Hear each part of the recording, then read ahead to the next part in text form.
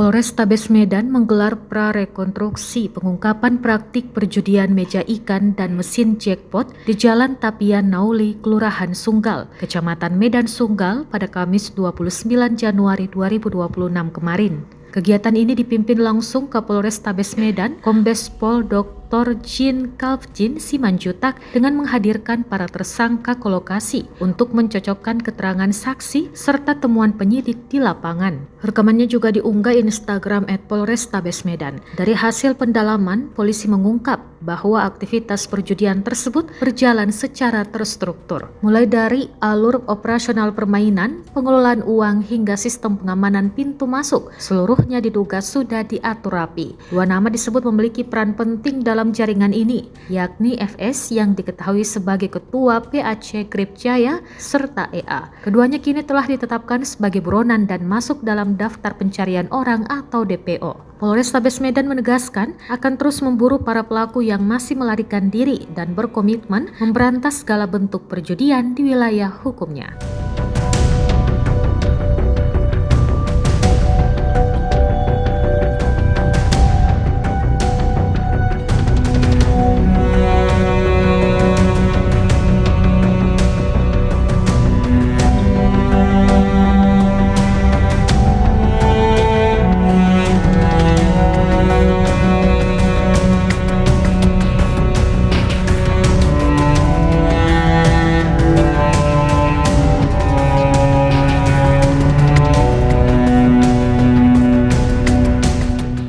Download Tribun X sekarang, menghadirkan lokal menjadi Indonesia.